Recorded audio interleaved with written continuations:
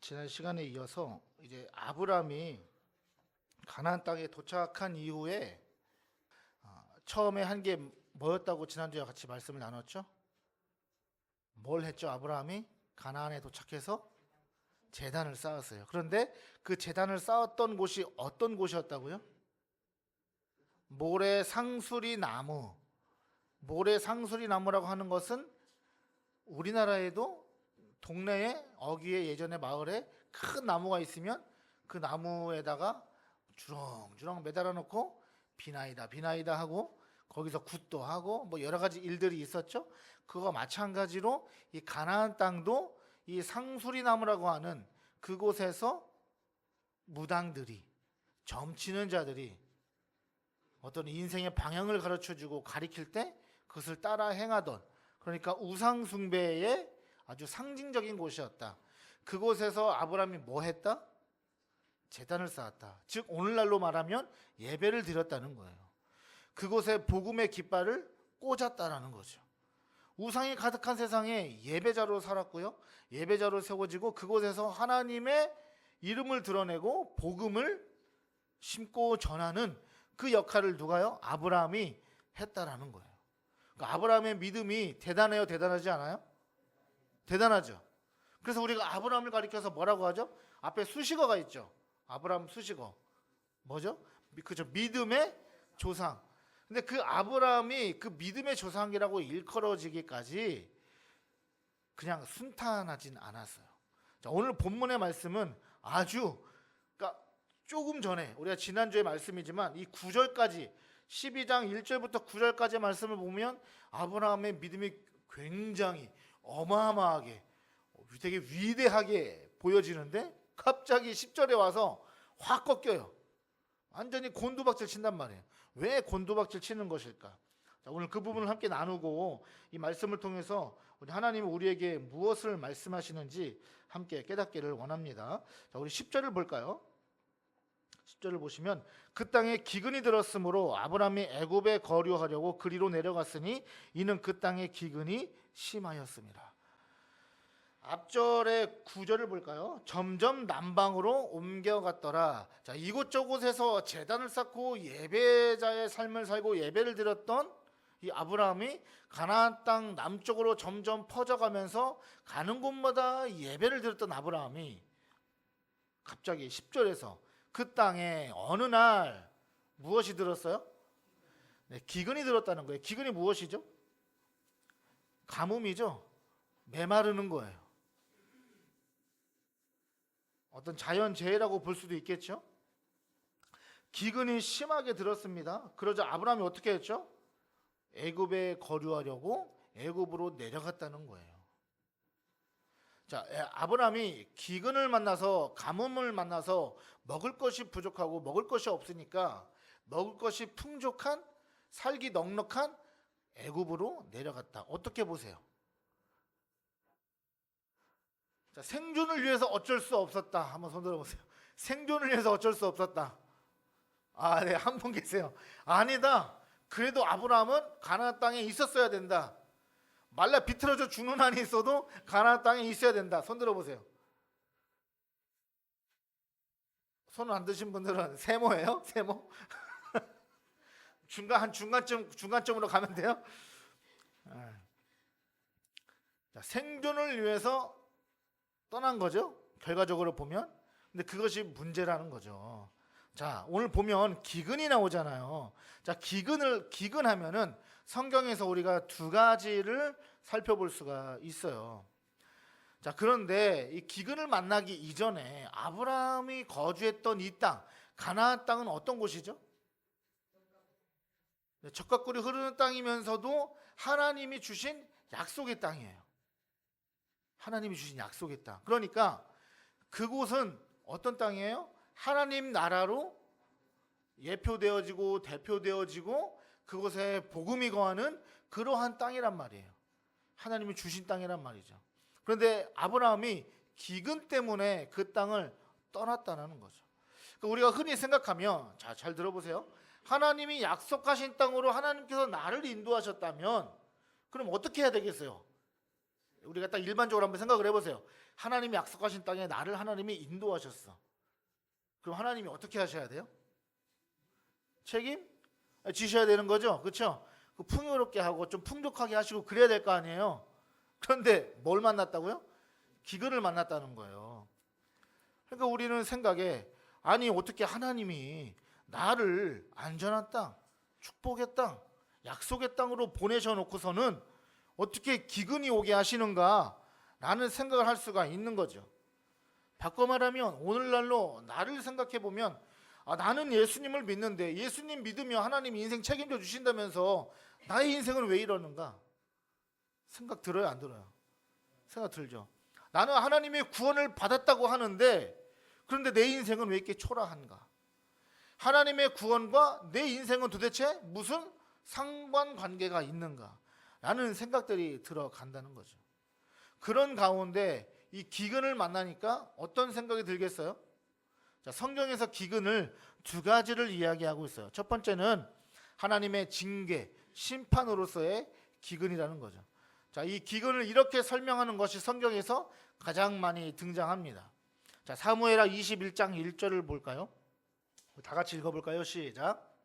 다윗의 시대에 해를 거듭하여 3년 기근이 있으므로 다윗이 여호와 앞에 간구하매 여호와께서 이르시되 이는 사울과 피를 흘린 그의 집으로 말미암음이니 그가 기브온 사람을 죽였음이니라 하시니라. 자, 기본적으로 지금 기근은 어떠할 때 나타나는 거예요? 하나님 앞에 죄를 지었을 때, 범죄했을 때, 하나님 말씀을 어겼을 때, 하나님 말씀대로 따르지 않았을 때 하나님의 징계로서의 기근이 임한다는 거죠. 그럼 우리의 인생에, 내 인생이 좀 초라할 때 그럼 하나님 나를 징계하시는 것인가? 나를 심판하시는 것인가? 자, 열왕기하 8장 1절을 볼까요? 또 같이 읽어보겠습니다. 시작. 엘리사가 이전에 아들을 다시 살려준 여인에게 이르되 너는 일어나서 내 가족과 함께 거주할 만한 곳으로 가서 거주하라. 여호와께서 기근을 부르셨으니 그대로 이 땅에 7년 동안 임하리라 하니. 아멘. 하나님께서 이스라엘 땅에 기근을 주셨어요. 무엇 때문에요? 우상 숭배하는 이스라엘 백성들을 징계하시고 심판하시기 위해서. 또 에레미야 29장 18절에 보니까 내가 칼과 기근과 전염병으로 그들을 뒤따르게 하며 그들을 세계 여러 나라 가운데 흩어 학대를 당하게 할 것이며 내가 그들을 쫓아낸 나라들 가운데서 저주와 경악과 조소와 수모의 대상이 되게 하리라.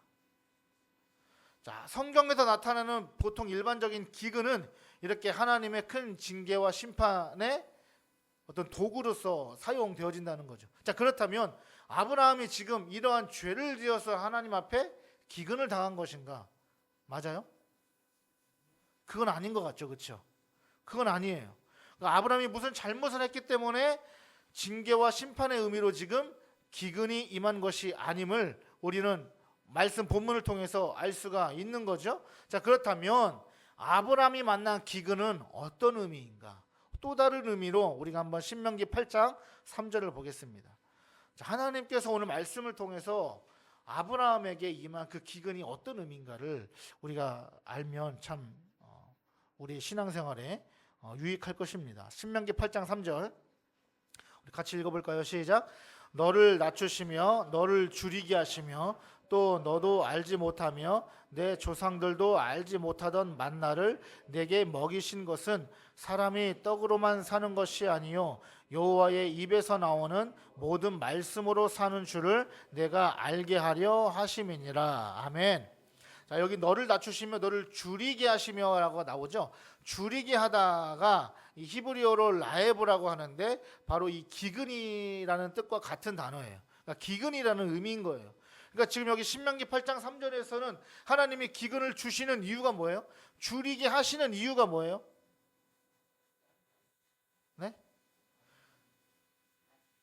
그렇죠. 우리를 낮추셔서 무엇이 중요하다? 무엇이 최우선이다? 하나님의 말씀으로 사는 것이 제일 중요한 것이다라는 것을 알려주시기 위해서다라는 거예요. 그러니까 우리가 어떤 잘못을 해서 우리가 큰 죄악을 져서가 아니라 물론 우리가 어떤 큰 죄를 지으면 하나님이 또 징계하시기도 하겠지만 기본적으로 신명기 8장 3절 말씀을 통해서 아브라함의 현재 닥쳐진 상황을 통해서 볼 때 아브라함이 어떤 잘못을 한 상황이 아니잖아요. 그렇죠? 앞에 구절을 보면 지금 예배자로 살았단 말이에요. 예배자로 산 것이 뭐 잘못인가요? 하나님 말씀대로 산 거잖아요. 그렇죠? 복음을 전하는 삶을 살았단 말이에요. 그런데 하나님 거기에 기근을 주셨다는 것은 다른 특별한 이유가 있다라는 거죠. 그 이유를 우리가 알 수가 있는 거죠. 무엇이냐? 바로 하나님께서 기근을 보내시는 또 다른 이유는 하나님 말씀대로 살게 하기 위한 영적인 이유에서의 도구로서 우리에게 기근을 주신다라는 거죠. 그렇다면 아브라함이 당한 기근의 의미가 무엇이겠어요? 이 물리적으로 당하는 기근을 통해서 복음을 떠난 영적인 기근의 심각성. 다시 기근이 온다라는 것은 그 영적인 기근의 심각성을 깨우치기 위해서 하나님의 훈련 장치로서 아브라함을 지금 시험하시는다라는 거죠. 자, 그런데 그 아브라함이 기근을 피해서 어떻게 했습니까? 약속의 땅인 가나안 땅을 떠났어요.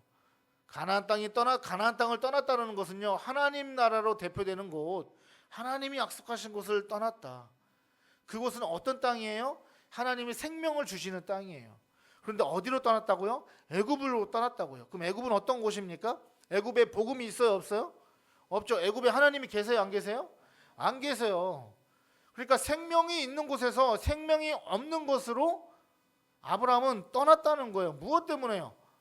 내가 당한 이 기근 때문에, 내가 지금 먹고 사는 문제 때문에 지금 하나님이 보여요, 안 보여요? 안 보였다는 거예요. 그 약속을 잊어버렸다는 거예요. 아브라함은 복음이 없는 곳을 택해 버렸다는 것입니다. 그 이야기는요, 우리가 지난 시간에도 살펴보았듯이 이 가나안 땅에서 제단을 쌓고 예배를 드렸다는 것은 하나님의 그 약속의 말씀을 붙잡고 그 아브라함의 씨를 통해서 누가요? 결국에 누가 온다는 것을 아브라함이 깨달은 거예요?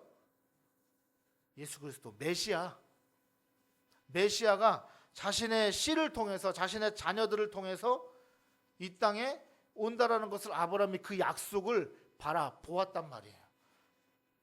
그것을 바라보고 아브라함은 그 복음을 전하며 살았다고요.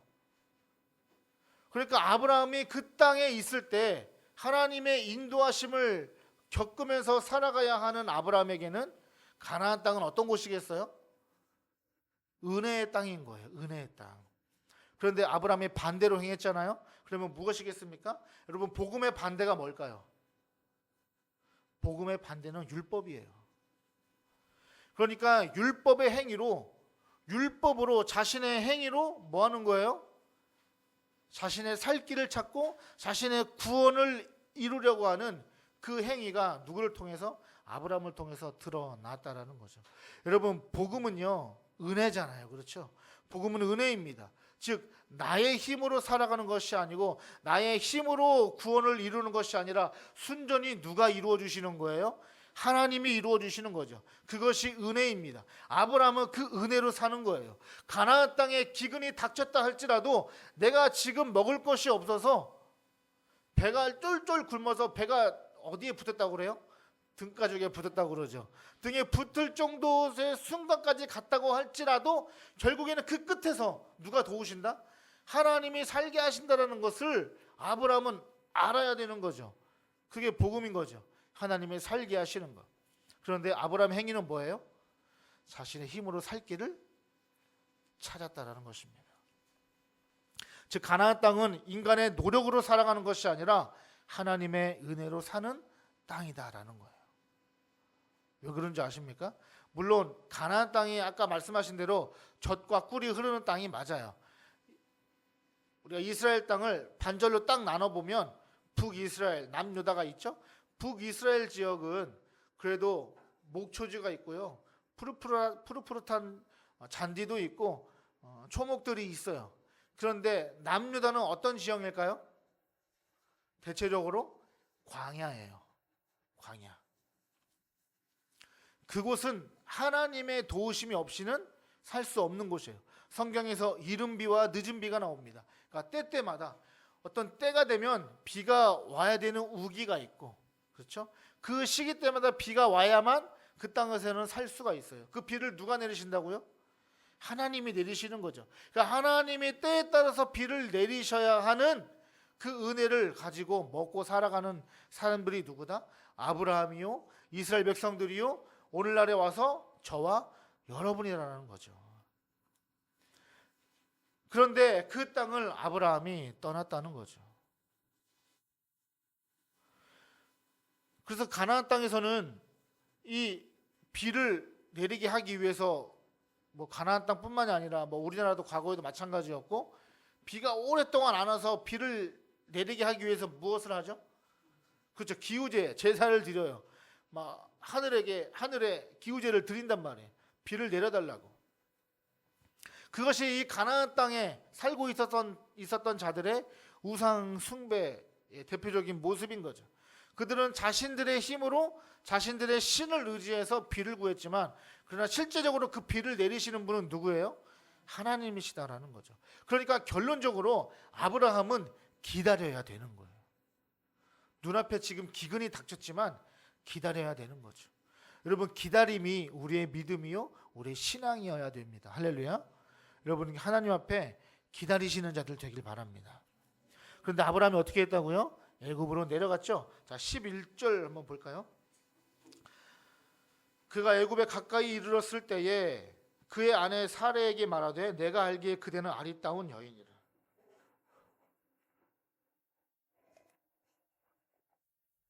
자, 우리 남편분들, 자, 여기 남편분 지금 3분밖에 안 계시는데 남편분들 잘 보세요. 애굽으로 내려갔는데 애굽에 가까이 이르기 전에 애굽에 이제 경계선에 문턱이 왔어요. 그런데 아브라함이 이제 걱정이 들어요. 무슨 걱정이 들어요? 자기가 봤을 때 주관적인 시선일 수도 있고 객관적인 시선일 수도 있지만, 자기가 봤을 때 자신의 아내 사레가 이쁜 거예요. 그렇죠? 너무 이쁜 거야. 그러니까 갔다가 애굽 사람들이 혹은 애굽의 왕이 이쁘네, 아내를 삼아야지 하고서 아브라함에게 이 여자 누구야? 나에게 줘. 나 결혼하고 싶어. 하면 아브라함 어떤 생각이 든 거예요? 만약에 사람들이 나를 죽이고 내 아내를 데려갈 수 있으니까 내가 안전하게 살기 위해서 여보는 오늘부터 내 여동생이야. 알겠지? 오빠라고 해. 남편이 아니야. 약속? 하고 들어간 거예요. 지금 애굽 땅으로. 자, 12절 볼까요? 애굽 사람이 그대를 볼 때에 이르기를 이는 그의 아내라 하여 나는 죽이고 그대는 살리리니. 남편이라고 했다가 나는 죽고 아내는 살게 돼서 다른 남자의 여자가 될 것이 걱정스러워 가지고 지금 누구 살겠다고 아브라함이 얘기한 거예요? 나 살겠다고요. 아내도 아니에요. 지금 아내도 아니고 절체절명의 순간에 나 살겠다고 지금 그렇게 거짓말을 하는 거죠. 부끄럽죠? 남편으로서. 자, 그런데 13절 볼까요?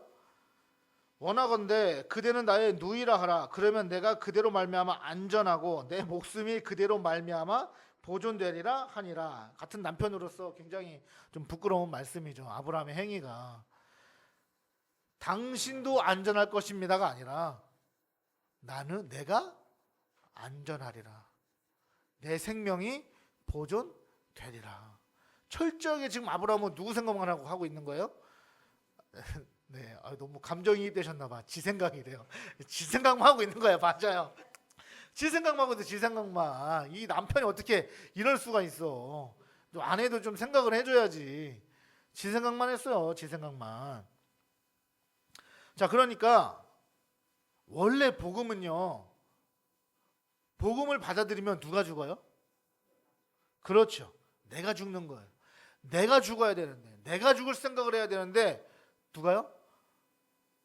다른 사람을 죽임으로 인해서 내가 살려고 하는 그러한 복음과 정반대의 길을 걸어가는 아브라함을 지금 우리가 보고 있는 거예요. 그러니까 아브라함도 어떤 존재인 거예요? 철저하게 연약한 존재고 결국에는 율법적인 존재임을 우리는 보게 되는 거죠. 저와 여러분도 마찬가지예요. 여러분, 우리가 복음에 충만하지 않을 때, 십자가의 은혜로 충만하지 않을 때, 예수의 보혈로 우리가 충만하지 않을 때 우리는 어떤 존재가 돼요? 우리는 율법적 존재가 될 수밖에 없고요. 우리는 우리의 의로, 우리의 행위로 살려고 노력하는 그러한 인생이 될 수밖에 없다라는 거죠. 그럼 아브라함의 실수를 통해서 이제 사례가 위협받아요. 자, 15절 볼까요?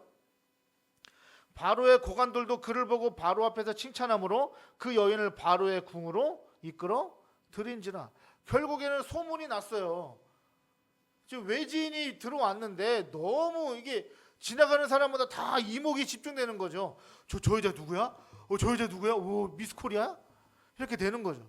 그러니까 이 소식이 어디로 전해졌어요? 네, 왕에게 전달됐어요. 왕이 그래서 어떻게 했습니까? 이끌어 데려와라.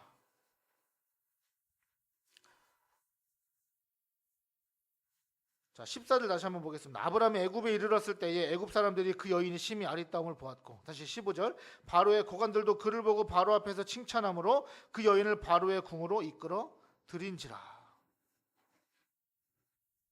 결국에는 바로가 사례를 아내로 맞이하게 되었습니다. 여러분, 이것이 어떤 장면이냐면요, 우리가 잘 보셔야 되는데, 하나님이 아브라함에게 약속하신 게 있죠? 약속이 있어요. 그 약속이 본체가 뭐였어요? 아브라함이 복의 근원이 되어서 복덩이가 되는 거죠. 복덩이가 되는데 그 복덩이가 무슨 복이에요? 돈 많이 버는 복이에요? 그게 아니라는 거예요. 아브라함을 통해서 누가 와요? 예수 그리스도 메시아가 오잖아요. 그래서 그 메시아를 통해서 세상 사람들이 얻게 되는 복이 무엇입니까? 결국에 구원이잖아요. 그러니까 그 아브라함부터 시작되는 구원의 은혜를 말하는 거예요. 그 복이라는 거는. 그러니까 아브라함의 씨를 통해서 메시아가 오게 될 것인데, 그 아브라함의 씨를 누가 받아요? 누구에게 심겨지는 거예요? 사라에게. 누구요? 오직 사라에게. 하나님이 정해 놓으셨어요. 사라에게 심겨져야 돼요. 그런데 지금 그 사례에게 누구의 씨가 심겨지게 생겼어요? 바로 왕의 씨가 심겨지게 됐단 말이에요. 그러면 잘 보세요. 성경에서 교회를 가리킬 때 여인으로 많이 묘사하기도 하는데, 그럼 사례는 무엇을 나타낼까요? 무엇을 상징적으로 말씀하고 있을까요? 성경에서 사례가 곧 교회인 거예요. 교회. 우리는 그리스도의 뭐라고 그래요? 그리스도의 신부. 그리스도의 신부죠? 그 신부잖아요. 예수님의 그 복음의 씨앗이 우리에게 심겨지듯이 아브라함을 통해서 그 복음의 씨앗이 누구에게? 하나님 나라의 신약의 그 씨앗이 사라에게 심겨져야 되는데, 지금 누구의 씨앗이? 바로의 씨앗이, 율법의 씨앗이, 인간적인 씨앗이 그 사라에게 심겨지게 될 위기에 지금 처하게 됐단 말이에요. 곧 교회의 위기가 닥치게 되었다는 거예요. 아브라함이 지금 이런 일을 초래한 거예요. 단순히 기근이 들어서 먹고 살기 힘드니까 먹고 살 길을 찾아서 떠난 단순히 이런 이야기가 아니라, 아브라함의 이 행위를 통해서 하나님 우리에게 무엇을 알려주시고자, 무엇을 들려주시고자 하는가. 교회, 하나님이 세우신 교회는 오직 무엇만 새겨져야 돼요? 무엇만 드러나고 무엇만 심겨져야 됩니까? 바로 복음이라는 거예요. 율법적인 교회가 되어서는 안 된다는 거예요. 자, 갈라디아서 1장 6절에서 7절 한번 보겠습니다. 우리 같이 한번 읽어볼까요? 시작. 그리스도의 은혜로 너희를 부르신 이를 이같이 속히 떠나 다른 복음을 따르는 것을 내가 이상하게 여기노라. 다른 복음은 없나니 다만 어떤 사람들이 너희를 교란하여 그리스도의 복음을 변하게 하려 함이라. 아멘.